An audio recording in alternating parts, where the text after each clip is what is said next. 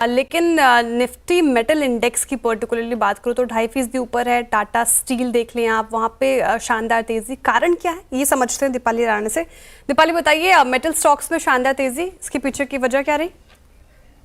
Thank you Shreya. और metal stocks झुके हैं टाटा स्टील की वजह से, तो पूरा क्रेडिट टाटा स्टील और टाटा स्टील के मैनेजमेंट को जाता है। जो अर्निंग्स आए हैं, जो आउटलुक आएगा शेयर किया है, उसके कारण पूरे ही सेक्टर में खरीदारी देखने को मिल रही है। क्योंकि जो कमेंट्री आई है वो सिर्फ इंडिया बिजनेस को लेकर ही नहीं बल्कि यूरोप बिजनेस को लेकर भी आई है, जो कि काफ़ी पॉजिटिव रही है। पहले टाटा स्टील के अगर अर्निंग्स आप देखेंगे तो एक्सपेक्टेशन से काफ़ी बेहतर रहे।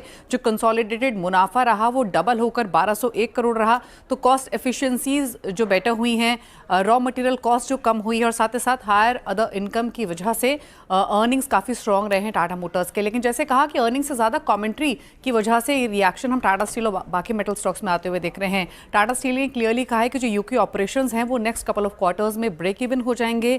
यूरोप के ऑपरेशंस Q1 में ब्रेक इवन होने की पूरी संभावना है। और साथ ही साथ जो कैपेक्स गाइडेंस उन्होंने FY26 के लिए रखी है वो 15,000 करोड़ की रखी है। तो एक क्लैरिटी मिली है यूरोप और यूके ऑपरेशंस को लेकर कि कब ब्रेक इवन ये दोनों कारोबार होते हुए दिखाई देंगे, जिसकी वजह से मोमेंटम रहा है। अगर हम बाकी कमेंट्स देखें टाटा स्टील की तरफ से जो आते हुए दिखाई दिए हैं, इंडिया बिजनेस ने तो अच्छा परफॉर्म किया ही है, साथ ही जो प्राइसेस रहे हैं इंडियन मार्केट्स में वो 3,000 प्रति टन बढ़ते हुए दिखाई दिए हैं सीक्वेंशियल बेसिस पे। यूरोप में भी स्टील के प्राइसेस बढ़े हैं और मैनेजमेंट मान के चल रही है कि इंडियन मार्केट्स में स्पेशली जो स्टील प्राइसेस हैं वो एग्जिस्टिंग लेवल्स पर सस्टेन होते हुए दिखाई देंगे। वहीं जो कंजम्पशन कॉस्ट है कोकिंग कोल की, वो भी Q1 FY26 से थोड़ा कम होने की प्रोबेबिलिटी जताई गई है।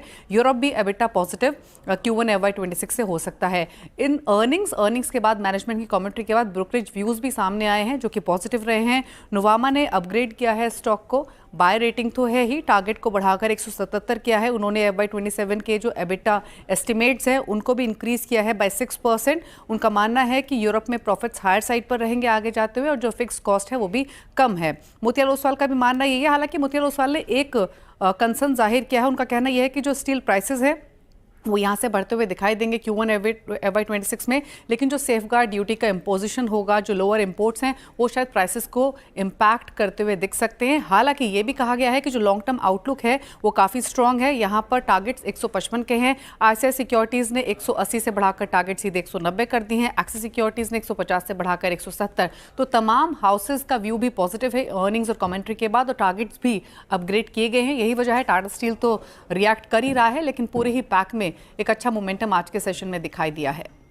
कुल पूरे पैक में शानदार मोमेंटम। शुक्रिया दीपाली तमाम जानकारी के लिए। और देखिए ब्रोकरेजेस भी बुलिश, और सभी की बात करूं टारगेट प्राइसेस की तो 11 से 14% का अपसाइड पोटेंशियल सभी ब्रोकर्स को फिलहाल टाटा स्टील में पर्टिकुलरली नजर आ रहा है। गौरांग जी, स्पेस को देखें आप, कौन सा स्टॉक इस स्पेस से आपको पसंद है जहां पे आपने एक्सपोजर बढ़ाया हो? टाटा स्टील की ही बात करेंगे, लेकिन उसके अलावा कोई और स्टॉक्स? श्रेया जी, देखिए, खरीदारी की राय तो ऐसे कुल मिलाकर के 5 या 6 कंपनियों में है धातु क्षेत्र में, लेकिन नजरिया आपको थोड़ा बहुत लंबा अवधि का रखना चाहिए, क्योंकि अंतर्राष्ट्रीय स्तर से जो खबरें आती हैं असर सीधे सीधे करती हैं धातु क्षेत्र पर। अभी अमेरिका के तरफ से और चाइना के तरफ से क्या खबरें आती हैं, मैं उसका उदाहरण दे रहा हूँ। Tata steel, JSW steel, JSPL, Hindalco, Vedanta और NMDC, ये कुल मिलाकर के 6 धातु क्षेत्र की कंपनियां हैं, फेरस नॉन फेरस, जहां पर हम खरीदारी की राय दे रहे हैं।